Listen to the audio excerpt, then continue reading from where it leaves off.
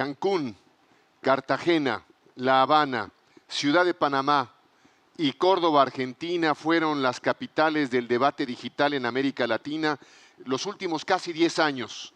Fue emocionante ver este video donde pudimos ver una síntesis emotiva extraordinaria sobre los personajes que fueron e hicieron historia sobre el diálogo público-privado en materia de telecomunicaciones, y ahora se enriquece este debate con telecomunicaciones, plataformas digitales y la transformación digital. Soy Jorge Fernando Negrete, bienvenidos al Congreso Latinoamericano de Transformación Digital 2021. Comenzamos la jornada del día de hoy, el segundo día, Economía Digital, la digitalización en marcha de las industrias.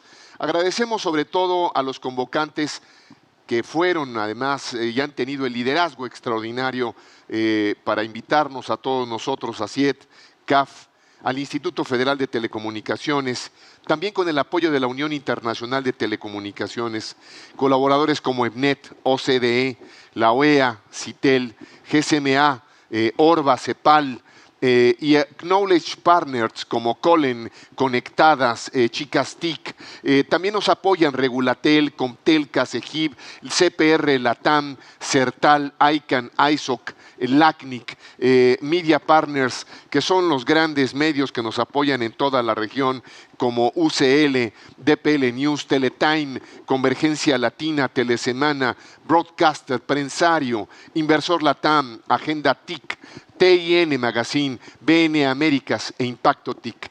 Produce DPL Live. Los patrocinadores son los que hacen posible este evento: Facebook, Cisco y American Tower.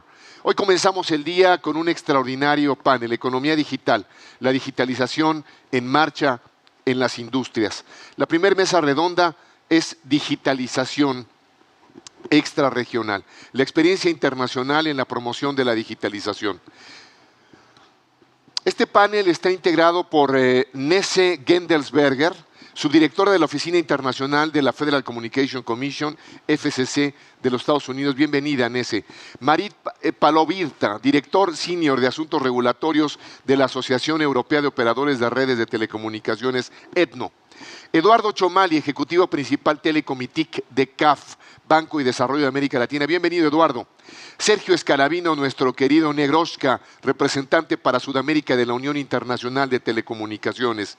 Y modera este panel Esteban Campero, responsable de Pymes y Emprendimiento de la Secretaría General Iberoamericana, la CEGIP, que organiza año con año el encuentro de presidentes iberoamericanos. Adelante, comenzamos con el siguiente panel. Gracias, buenos días. Buenos días a todos, buenas tardes. La verdad que es un placer acompañarlos en esta jornada, un lujo para mí moderar este panel. Y desde la Secretaría General Iberoamericana estamos muy contentos de acompañarlos en esta iniciativa. Ahí veíamos el vídeo y habla solo a las claras del importante recorrido que están logrando todos juntos con el objetivo de apuntalar la transformación digital de nuestros países, de la región, asumir el reto de esta transformación que seguramente nos va a llevar al desarrollo. Así que le quería agradecer muy especialmente a Nesse Gendelsberger, a Marit Palovirta, Eduardo Chomali, que vamos a estar conversando sobre temas más candentes que nunca, creo yo. Si hay algo que caracteriza nuestra historia reciente, es la velocidad del cambio tecnológico, es la posibilidad o la necesidad de acometer una transformación digital en tiempos muy, muy rápidos. Y creo que esta va a ser una gran oportunidad para comentar la experiencia internacional y regional en lo que es la promoción de la digitalización.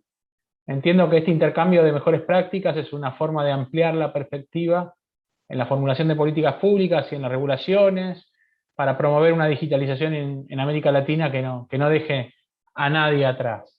Así que sin demorarme mucho más, yo quería empezar haciendo algunas preguntas que sirvan como disparadores.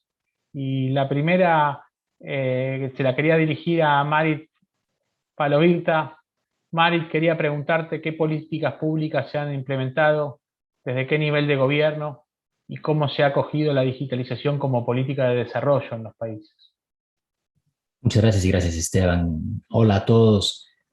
Es un gran gusto que participo en esta conferencia el día de hoy y sí, es una pregunta muy amplia. La digitalización es un tema muy vasto, así que Etno representa a los operadores más grandes de telecomunicaciones en Europa. Así que lo que estamos viendo aquí realmente son temas de digitalización desde la perspectiva de la conectividad, desde luego.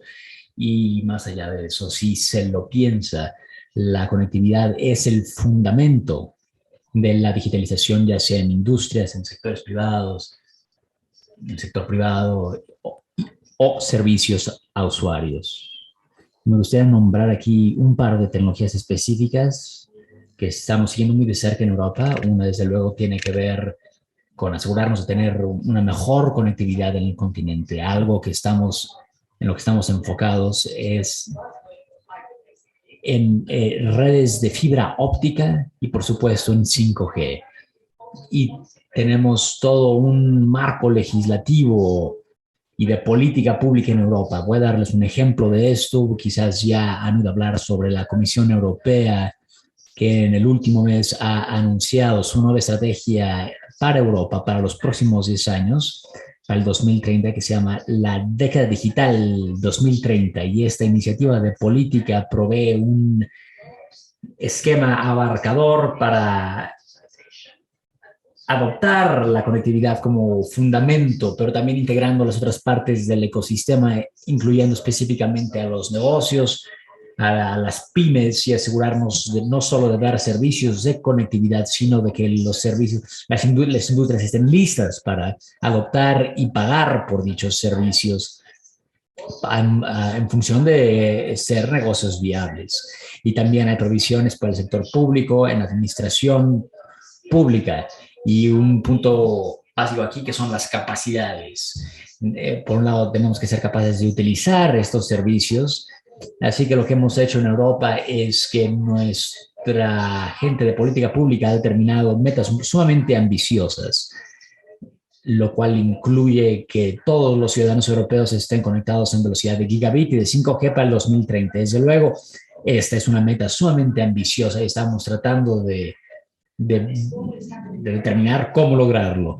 Y esto, desde luego, se hace los niveles más altos del nivel región Europa, pero también a nivel país y a nivel regional también. Así que las redes, como todos saben, es algo sumamente complejo. Se requiere de incentivos implementados mediante política pública, pero también la gente a cargo tiene que estar allí presente para, digamos, construir antenas y demás. Así que se requiere toda una red de gobernancia desde los niveles más altos hasta los niveles locales. Así que me parece que se puede tener dos tipos de iniciativas de política pública en apoyo de infraestructuras de conectividad.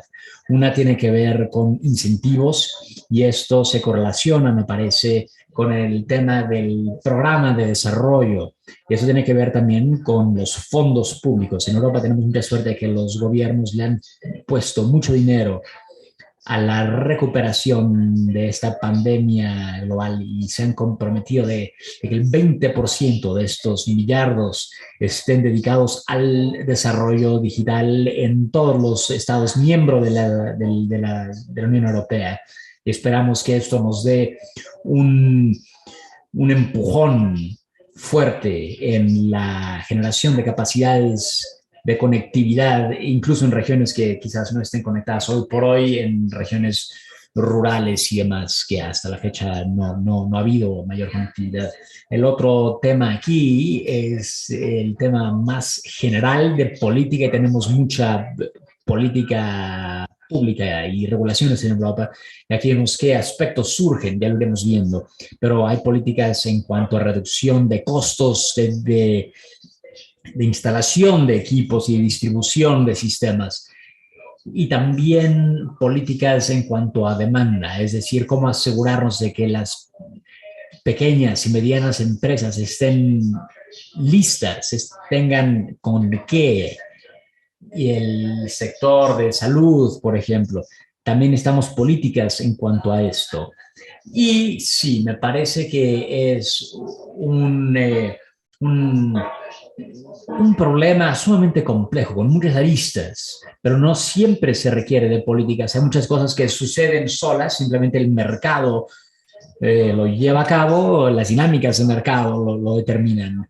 Por ejemplo, hay operadores en Europa que están llevando a cabo programas piloto de distintos servicios 5G en puertos, por ejemplo, con estadios conectados para fútbol, por ejemplo, y así. Así que no siempre se requiere de políticas eh, eh, determinantes, sino que el mercado muchas veces lo resuelve por sí solo. Así que dejo allí mi comentario de apertura. Gracias. Bueno, muchísimas gracias, sirve mucho como disparador. Quería aprovechar, Nes, en base a la experiencia norteamericana, ¿qué lecciones podemos aprender desde Estados Unidos sobre cómo fomentar el despliegue de servicios de próxima generación 5G desde la perspectiva del regulador? Supongo, Esteban, que la pregunta es para mí. Sí, Inés, gracias. Muchas gracias. Gracias, muchísimas gracias, Esteban, y gracias a la IFT y a los otros miembros del comité organizador por invitarnos a tan maravillosa mesa redonda. Mi nombre es Neshe Gendelsberger y trabajo para la FCC en los Estados Unidos. Y es con gran gusto que participamos de esta conversación el día de hoy y hemos tenido mucha experiencia en cuanto a qué rol desempeñan los reguladores en la adopción de nuevos esquemas de conectividad, como por ejemplo el 5G. En los Estados Unidos, la ley de telecomunicaciones le atribuye a la FCC la distribución hecha en tiempo de las nuevas tecnologías de telecomunicación, mediante inversiones y mediante intervenciones en el mercado de telecomunicaciones. En los últimos 5 años, nuestra prioridad ha sido el cerrar la brecha digital en reconocimiento de que la conectividad de alta velocidad cada vez es más esencial en cuanto a la innovación, la oportunidad económica y la integración en la sociedad moderna. Así que la Comisión sigue y seguirá tomando pasos para ir cerrando esta brecha digital, promover la competitividad y remover las barreras de infraestructura. Y hemos tenido gran éxito en esto, contribuyendo en que haya conectividad de alta velocidad para más y más ciudadanos. En cuanto a servicios, hemos tomado un modelo multidimensional integrado. En cuanto a servicios del tipo de 5G, se requiere un espectro suficiente en el mercado y se requiere de tecnologías, de políticas que sean neutras en cuanto a tecnologías. Se requiere de que la seguridad de las redes quede asegurada y se tiene que asegurar que la infraestructura de acceso esté allí, que se construya la infraestructura y quitar todos los impedimentos a que se construya la infraestructura desde un punto de vista de regulaciones. Y para sitios donde el mercado por sí solo no puede llevar los servicios al público, habrá que pensar en algún mecanismo para financiarlos, para áreas con niveles bajos de servicio o sin servicio incluso. Así que desde esta perspectiva se ha cubierto una parte significante del espectro en bandas altas, media y baja, y hemos trabajado en la transformación de los 700 megabytes en la transmisión digital para transmisores, en la transformación hacia lo digital. En 2005 toda la televisión fue transformada de este modo a los 700 megahertz con una red LTE que ya fue distribuida. En el 2017 abrimos el espectro de 600 MHz con un paquete de incentivos y ese espectro hoy por hoy está siendo utilizado para cubrir servicios 5G a más de 300 millones de estadounidenses. Así que a mediano plazo esto ya ha sido puesto a disposición de la gente en áreas rurales para que la gente tenga acceso a dicho espectro. En cuanto a la parte media de la banda y de la parte alta de la banda, tenemos 28, 37, 30, 39 y 40 gigahertz, estas bandas. Nuestra política no solo es para que mediante licencias estén disponibles estos anchos de banda, sino que haya un espectro suficiente para uso mediante licencias y para uso satelital. Además de la infraestructura, como bien saben, el 5G no trata solo de conectividad sin conexiones físicas, sino que también se requiere de conexiones físicas robustas. Así que esto tiene que incentivarse mediante conexión de redes de fibra óptica, de respaldo para redes de última generación y también en cuanto a seguridad de redes. El 5G está embebido prácticamente en todos los aspectos de nuestra sociedad y de la economía, de hogares, redes de transportación, hospitales, manufactura, la red eléctrica y demás. Y la seguridad de nuestras redes cada vez será más difícil y más importante. Así que la FCC está enfocada en la integridad de la red de distribución en todos estos servicios. Así que estamos lanzando Open RAN y como resultado la FCC tiene un registro público abarcador de todas las actividades de la industria. Así que estos esfuerzos, si tienen éxito, de momento, el 5G ya está distribuido a todo lo ancho del país y los proveedores de servicio tienen distintos planes de negocio en cuanto a esto. Al mismo tiempo, queremos asegurarnos de que las áreas sin servicio reciban cobertura. Así que estamos haciendo un mapeo de estos sistemas y también pensando al respecto de cómo enfocarnos mediante fondos en estas áreas sin servicio o con servicio bajo. Y con esto, quizás lo dejo por el momento hasta que surjan más preguntas. Muchas gracias, muy interesante, Nis. Yo creo que las dos intervenciones hasta ahora, tanto Marit como Nis, nos dan dos visiones diferentes desde dos lugares diferentes, pero con un objetivo en común, que es este enorme desafío de garantizar condiciones de mercado y acompañar la innovación para desarrollar la tecnología por un lado, y por el otro, el garantizar el acceso, la universalidad o la subsidiariedad para que nadie se quede atrás con la tecnología. Vamos a seguir, y creo que Eduardo Chomali de CAF, a mí me gustaría, desde la visión que tiene CAF en América Latina, ¿cuáles consideran ustedes que son los ingredientes clave que deberían ser considerados para un programa, una política pública de transformación digital de las industrias? ¿Qué cosas tendrían que estar que no deberían faltar? Muchas gracias, Esteban. Un muy cordial saludo para todos. La verdad, un gusto compartir con ustedes esta mañana. Bueno, mira, partiendo también un poco la visión más allá de los componentes que mencionaron de infraestructura, conectividad, y entendiendo también que la sesión que hoy nos convoca va también vinculada a las industrias.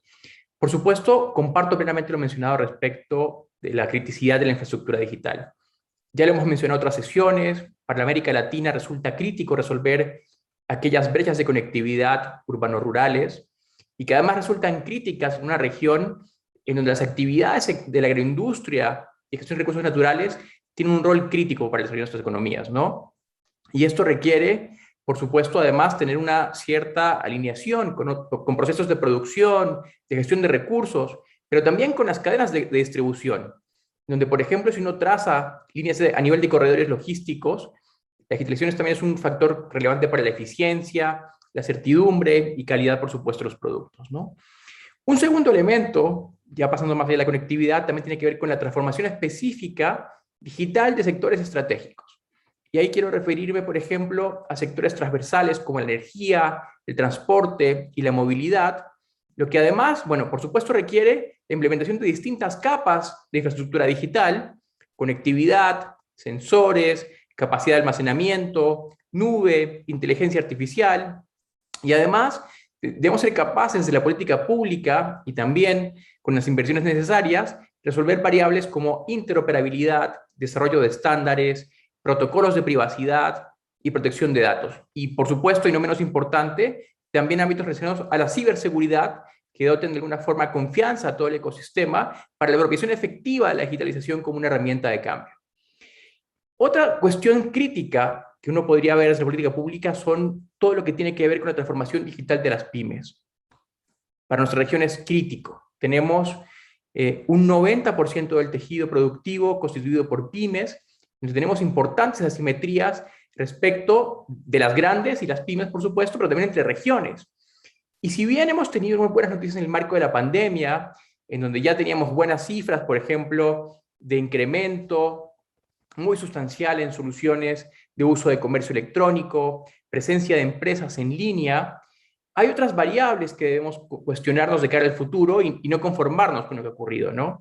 Por ejemplo, cómo se está aprovechando la digitalización para gestión de recursos internos, para gestión de stocks, para también gestión de recursos como la energía o el agua, y que seguramente se van a traducir en eficiencias muy relevantes, ¿no? Luego, otro aspecto muy relevante es cómo favorecemos el emprendimiento en un ecosistema. Ya comentábamos, por supuesto, hay una dimensión vinculada a la infraestructura, pero también tiene que haber, desde las personas que componen el ecosistema, la capacidad de innovar.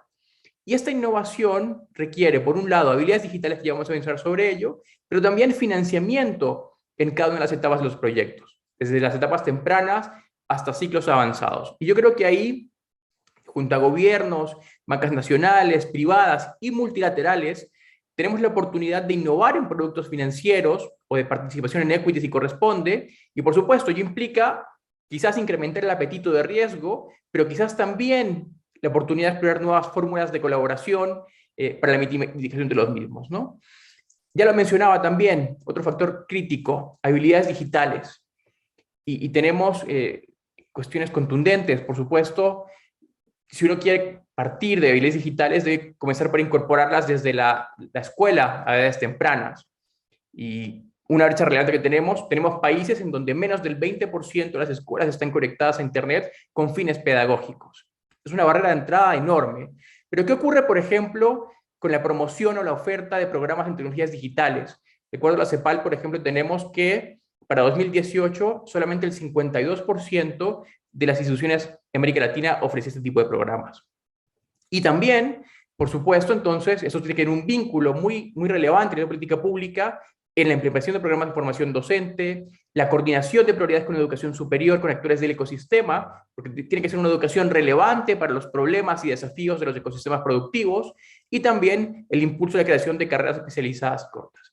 Y ya por último, para ir cerrando, otro tema muy crítico es cómo favorecemos desde la región nuestro posicionamiento en materia de propiedad intelectual y patentes.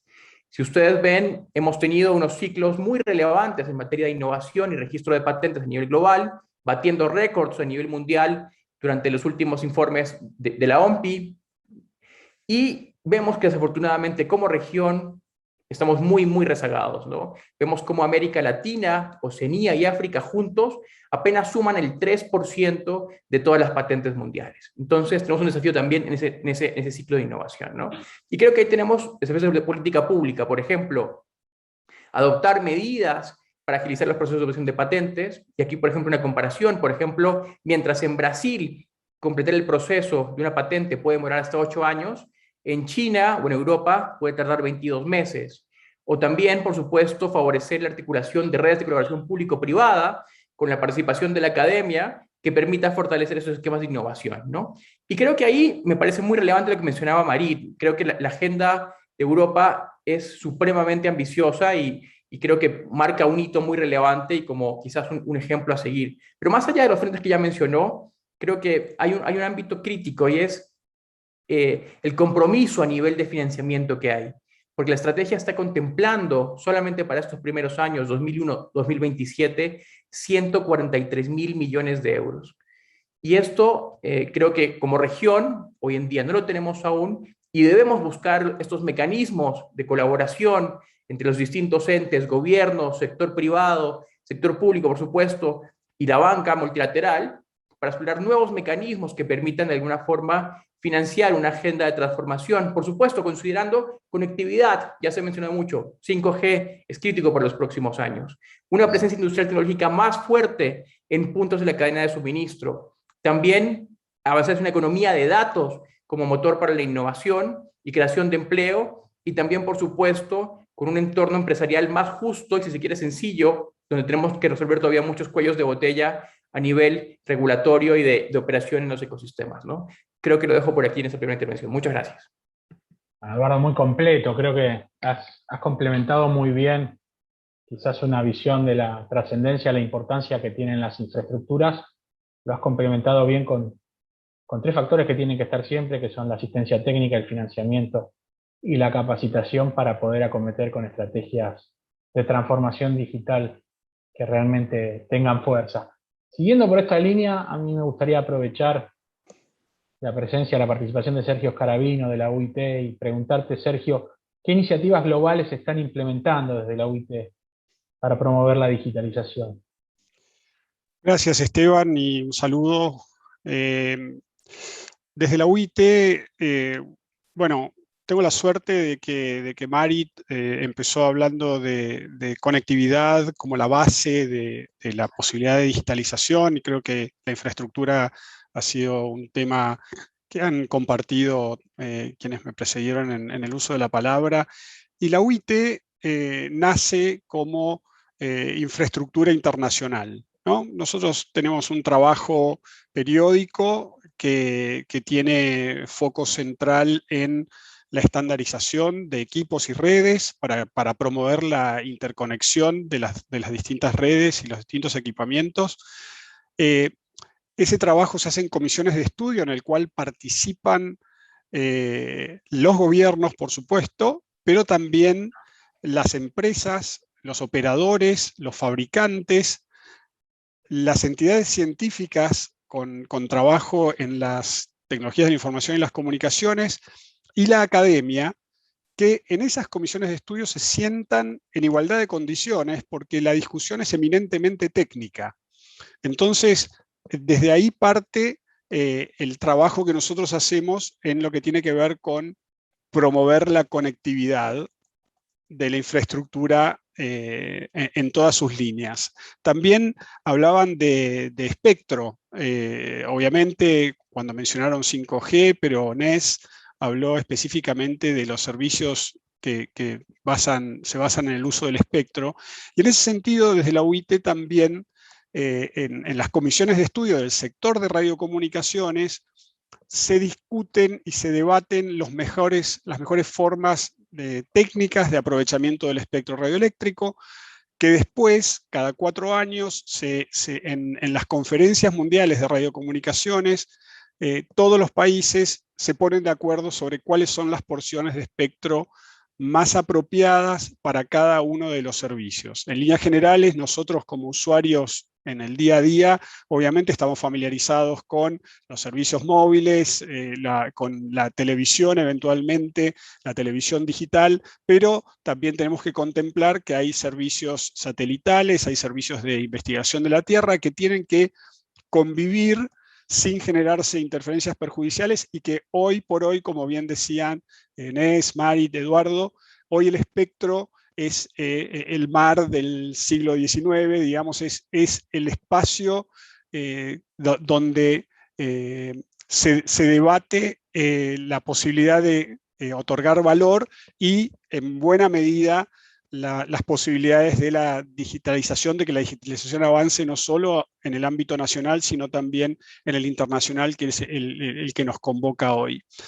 Eso desde el lado más de la infraestructura. Por supuesto, desde el sector de desarrollo nosotros apoyamos a los países en sus proyectos, en sus objetivos de conectividad, aquellos países que nos lo solicitan. Sobre todo trabajamos fuertemente con los países en desarrollo y menos desarrollados, que en muchos casos no tienen los recursos. Cuando Marit hablaba de Europa, siempre todos miramos con un poco de envidia desde la región Europa, que tiene gobiernos, que tienen recursos para invertir en el desarrollo de infraestructura. Seguramente no es el caso, por lo menos no en las mismas dimensiones en los países de América Latina, y desde la UIT nosotros trabajamos con todos esos gobiernos dando el apoyo. Y digamos, y no solo con los gobiernos, por supuesto también, como decía Eduardo, la necesidad de la colaboración público-privada está bien presente, se ve bien claro, y entonces desde la UIT trabajo con Eduardo, sin ir más lejos, en proyectos específicos con los bancos, con las entidades de financiamiento, con los operadores. Trabajamos en proyectos específicos también de conectividad con empresas como Facebook, que como hemos podido ver, de ser inicialmente proveedoras de contenidos, hoy se vuelcan a invertir en infraestructura también. Es decir, está todo el ecosistema mirando la cuestión de la infraestructura y dándose apoyo mutuamente, creemos, y digamos también en nuestro ámbito es un ámbito de cooperación, es un espacio en el que todas las partes interesadas colaboran. Y después, en lo que tiene que ver con las habilidades digitales, desde la UIT también tenemos proyectos y tenemos actividades que tienen que ver con eso. Y me gustaría hablar de dos en particular. Una que es Equals, que también me parece muy importante, y por suerte en esta sesión tenemos balance de género entre los panelistas, porque necesitamos incorporar mujeres a el mundo de las tecnologías de la información y las comunicaciones. Entonces, con Equals, es una iniciativa mediante la cual nosotros promovemos ese acercamiento. Estamos proactivamente invitando, buscando, alentando a las mujeres para que se sumen. Desde hace más de 10 años tenemos nuestra iniciativa de Girls in ICT, que tiene que ver con traer a las niñas y a las jóvenes al mundo de la tecnología, y nos parece fundamental que la visión femenina, que el conocimiento, que la capacidad femenina sean incorporadas en igualdad de condiciones para la digitalización. Y la otra tiene que ver con la juventud. Y porque, digamos, todos los que tenemos una determinada edad y no somos nativos digitales, sabemos que los nativos digitales vienen con ideas que a nosotros quizás ni siquiera se nos ocurren, y tenemos y promovemos desde la UIT darles el espacio para que se puedan sentar a conversar con lo que históricamente eran los conocedores, los mayores, pero con todo ese bagaje de conocimiento que hoy es estrictamente necesario. Esa visión, esa mirada joven y, como digo, con una característica de ser nativos digitales para que puedan aportarnos todo eso que trae esa característica consigo. Y lo dejo por ahora esta primera intervención, Esteban. Gracias. Bueno, no, muchas gracias a vos. Creo que nos has dado una muy buena perspectiva desde la big picture, digamos, de cómo trabajan a nivel global y haciendo ese zoom en lo que pasa en América Latina. Creo que es muy interesante, y dejaste una perlita ahí que creo que da para otro debate más en sí mismo, que es el tema del talento, ¿no? De cómo nos preparamos también para desarrollar, disputar y retener el talento. Así que yo quería continuar con Mari. Acabas de hacer una intervención que fue muy comentada por tus compañeros de panel. Y bueno, yo en este momento estoy en Madrid, en España, trabajando en la Secretaría General Iberoamericana. Nos toca interactuar bastante con los programas europeos. ¿Cómo se ha acogido la digitalización como política de desarrollo, ¿no? Acá se habló mucho de la importancia que tiene en la política de digitalización la utilización productiva, cómo podemos mejorar la productividad de las pymes, que en nuestros tejidos productivos tanto en Europa como en América Latina, están conformados casi en un 90% en pymes. ¿Cómo aprovechan las pymes? Y cómo esta capacidad enorme de movilizar recursos se acompaña también por una visión. Es decir, cómo se está transformando la digitalización como política de desarrollo desde Europa. Pues muchas gracias. Si entendí bien, es una pregunta que se relaciona con las pymes y cómo utilizan las políticas públicas que se están elaborando. Así es. Voy a hablar acerca de la conectividad de alta velocidad. Por ejemplo, en el caso de la 5G, tenemos cifras del año pasado. El 25% de Europa todavía no tenía una cobertura 5G. Si nosotros vemos el nivel de avance, el porcentaje de usuarios que están utilizando la 5G por el momento se estima a 5 o 7%. En realidad tenemos una brecha. Tenemos mucha conectividad, pero los usuarios todavía no la están utilizando al 100%. Esto es un problema para los operadores. Cuando inviertes en servicios, tú quieres que los clientes paguen por este servicio. De otra forma, no es un buen negocio. En las políticas, en las discusiones sobre políticas, hemos hablado mucho acerca de las pymes. Queremos que los que hacen las políticas definan una forma de invitar a estas pequeñas compañías a que pasen por un proceso de digitalización y utilicen estos servicios en diferentes formatos.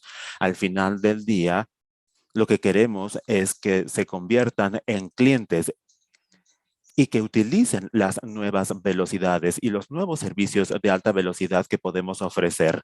Si vemos el caso europeo, la mayoría de las pymes tienen sistemas de administración de datos, pero durante la pandemia muchas pymes no tuvieron acceso a servicios en nube. Como ya no tenían que ir a las oficinas porque había un bloqueo, ya no podían administrar bien sus negocios. Muchos de nuestros socios proporcionaron servicios para el uso de las pymes durante estos tiempos difíciles. Fue una forma de mostrar lo que puede hacer la digitalización, lo que pueden hacer estas soluciones para las pequeñas compañías. Y estoy de acuerdo con lo que se dijo anteriormente. Las habilidades digitales son muy importantes, no solamente las digitales, sino también las tecnológicas. Cuando hablamos acerca de las pymes, generalmente no tienen un equipo de informática que pueda configurar soluciones altamente complicadas. Entonces, las habilidades son muy importantes.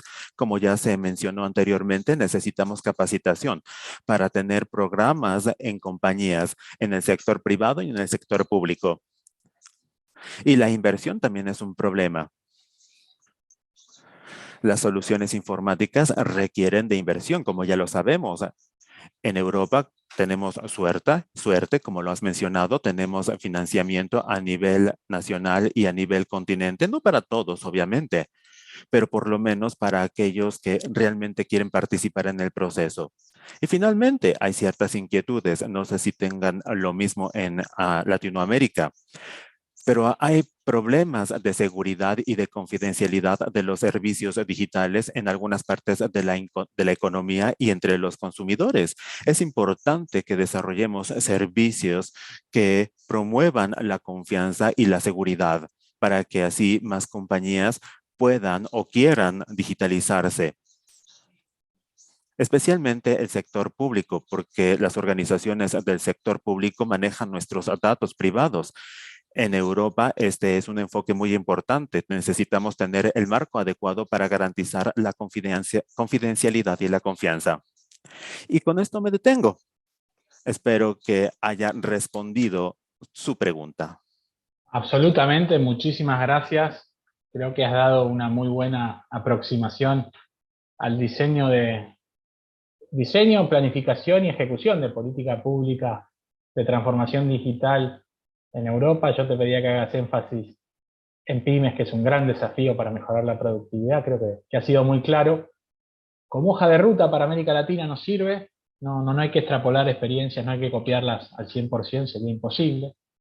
Así que muchísimas gracias. Quiero continuar en esta línea con Nes, aprovechando también la experiencia norteamericana y saber qué acciones y proyectos concretos se han realizado o están realizando en Estados Unidos desde las autoridades públicas para fomentar la transformación digital en las industrias.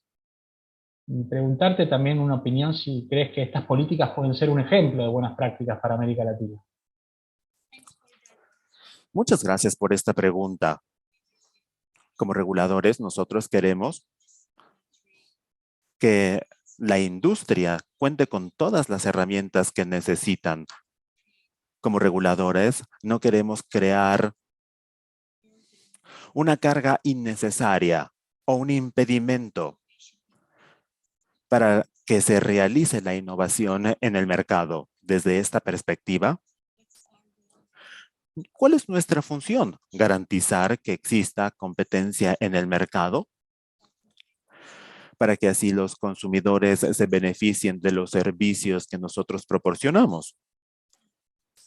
También tenemos que facilitar y escuchar las necesidades de las compañías. Las compañías que tienen ideas innovadoras y planes para financiar las redes digitales. En la organización FCC, nuestra función, bueno, en el 2010, desarrollamos un plan de ancho de banda. En los últimos 20 años hemos estado implementando este plan de ancho de banda a nivel nacional para garantizar que exista la estructura cableada y sin cables para cubrir a toda la población. También tratamos de identificar áreas en donde no haya cobertura. Queremos tener financiamiento para acceso universal y queremos modificar este acceso para concentrarnos en aquellas áreas en donde no hay todavía conectividad y donde se necesita esta conectividad.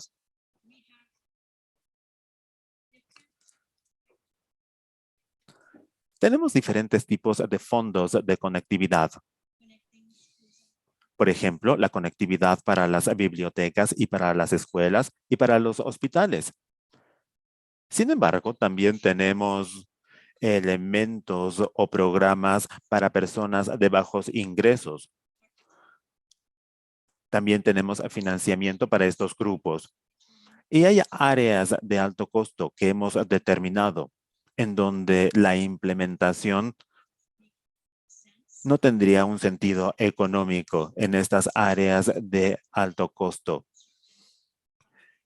Pero aún así tenemos financiamiento. Pero aparte del financiamiento, queremos garantizar que las compañías no tengan que venir con nosotros para pedir permiso para innovar. Hemos modificado nuestras reglas, especialmente en lo que se refiere a los servicios con base en espectro, tecnologías más específicas. Anteriormente, el espectro regulado era completamente diferente. Ahora estas reglamentaciones son diferentes. Si las compañías tienen todas las licencias para el espectro, las licencias son más flexibles.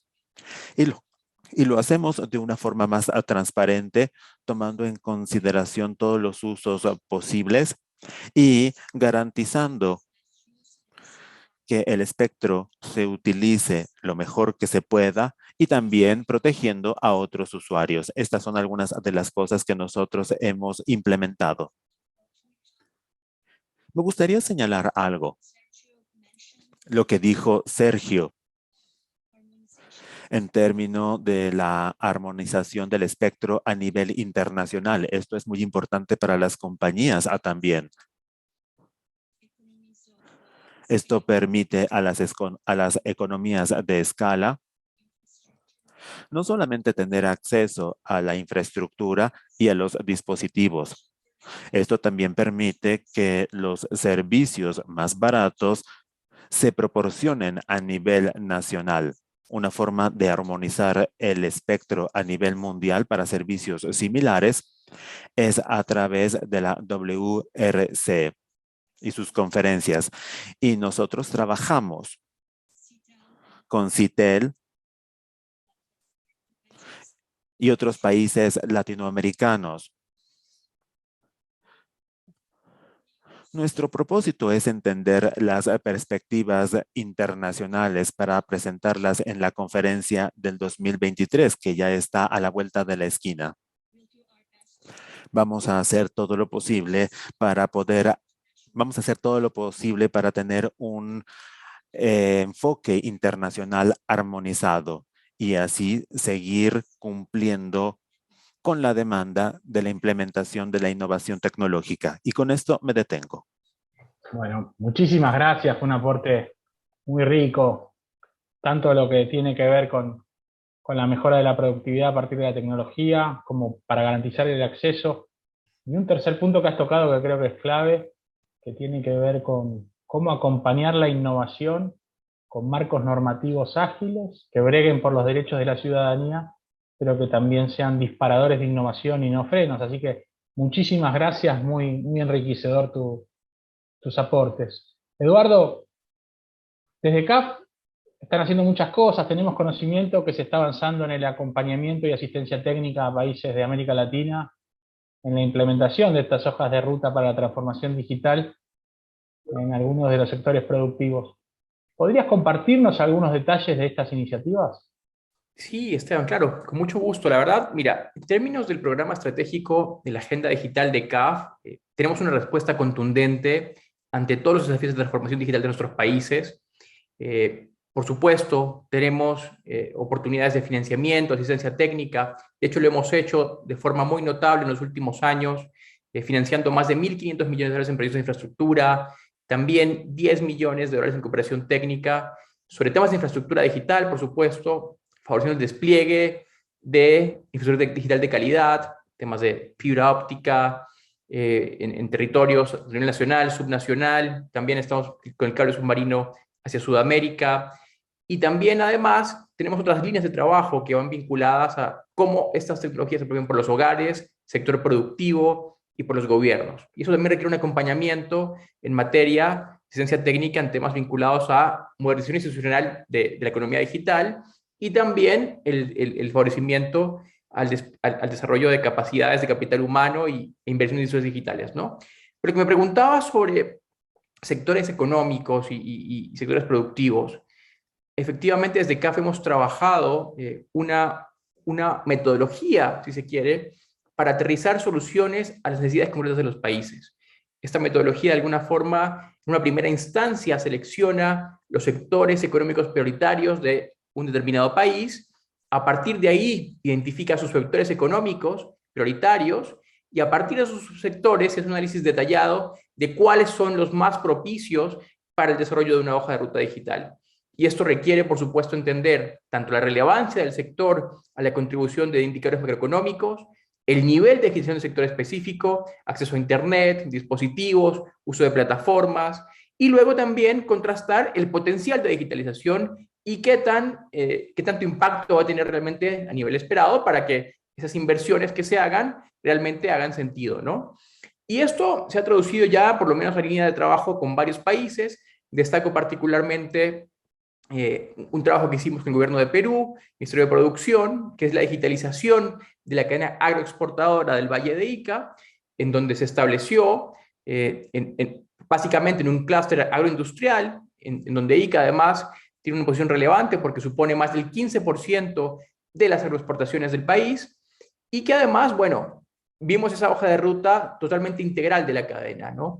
Desde los problemas de integración, temas vinculados a automatización en los cultivos, centros de acopio, centros de transformación, entendiendo también las variedades del transporte, gestión de flotas, optimización de rutas y cargas, entre otros, y que sin duda acaban teniendo una cantidad de beneficios enormes, ¿no? Por un lado, por ejemplo, eficiencia en la gestión de recursos hídricos, gestión integrada de procesos sectoriales de la cadena, incremento de la productividad en el uso del suelo, entre otros, ¿no? Eso para resumirte, y también les comparto que estamos trabajando ya también con el gobierno de Ecuador en una hoja de ruta para la transformación digital de los sectores textil y cuero, y además también estamos acompañando a gobiernos como Perú o Uruguay en la implementación de tecnología blockchain para mejorar la trazabilidad de productos, particularmente del sector agropecuario, que van a vincular no solamente el requerimiento que pueda haber a nivel fitosanitario, a nivel nacional, sino también capacidades que van a posicionar mejor sus productos en términos de calidad y certificación de origen en el mercado internacional, ¿no? Sobre eso vamos a conversar un poco más en la sesión de Agritech, pero básicamente son esas líneas de trabajo y como ves, siempre es un trabajo muy orientado, tailor-made, a la necesidad del país y las oportunidades de generar mayor impacto. Me parece muy interesante la iniciativa, no aportar café para todos, sino teniendo en cuenta las prioridades estratégicas desde el punto de vista productivo de cada uno de los países, y seguramente también habrá que prestarle atención en el diseño y planificación a las alianzas público-privadas y la participación que hace falta también de las empresas en todo esto. Te quiero agradecer muchísimo por tu intervención. Y bueno, Sergio, para ir terminando tan rica conversación, me gustaría saber, vos nos contabas las iniciativas globales que se están implementando desde la UIT para promover toda esta transformación digital. Me gustaría hacer un doble clic ahí en cómo se está haciendo la bajada de estas iniciativas en el ámbito regional, cómo se está trabajando a nivel América Latina en estas iniciativas de transformación digital. Gracias, Esteban. Voy a ser breve porque nos queda poco tiempo, pero básicamente lo que me gustaría es dejar una idea clara en la audiencia, en las personas que nos están siguiendo, de que la UIT, si bien es un organismo internacional y se puede ver como algo muy lejano, en realidad trabaja muy de cerca con todas las distintas partes interesadas en TICs en la región. Entonces, solamente por darte algunos ejemplos, les hablaba de el tema de la mujer y la incorporación de la mujer. Les mencioné a la pasada la iniciativa del Girls in ICT, pero específicamente, por ejemplo, en eso estamos trabajando con Facebook en la iniciativa que se llama American Girls Can Code, o sea que la promoción del coding para jóvenes mujeres. Eso ya lo estamos implementando con Argentina, lo estamos llevando también a conversaciones con Ecuador, que ya expresó su interés, a Bolivia. Estamos trabajando en la capacitación, por ejemplo, de pueblos indígenas para que puedan desplegar y mantener sus propias redes, porque como bien sabemos, en las zonas más remotas, quizás iniciativas de gobierno que llevan conectividad con el uso de los fondos de servicio universal, muchas veces esas redes quedan instaladas y en cuanto tienen un problema de funcionamiento, esa comunidad queda desconectada. Entonces trabajamos con comunidades indígenas para capacitarlos en el armado de sus propias redes y en el mantenimiento de sus propias redes. Eso lo hacemos con FILAC. Tenemos un proyecto de redes comunitarias con CAF, que de eso hablaba cuando les decía que trabajábamos con Eduardo. Y después tenemos toda la oferta de capacitación, desde lo que es ITU Academy, que lo pueden googlear y van a encontrar toda la oferta de cursos y capacitación, hasta la relación con la academia, con las universidades, que como les decía al principio, pueden convertirse en miembros de la UIT y pueden participar en todos los ámbitos de las comisiones de estudio, aportando su conocimiento y por supuesto también recibiendo conocimiento. Y esta oferta de capacitación se complementa con centros de excelencia que están distribuidos dentro de la región, que son entidades académicas locales, es decir, de América Latina, que se suman a esta red de centros de excelencia que la UIT avala en distintos temas de las TICs. Entonces, acérquense a la UIT. Eso es lo que puedo decir, porque tenemos el espacio y los canales para cooperar con todas las partes interesadas en TICs en la región. Muy bueno, Sergio. Bueno, desde lo concreto, esta invitación para acercarse a UIT y hacer las verdaderas transformaciones que hacen falta.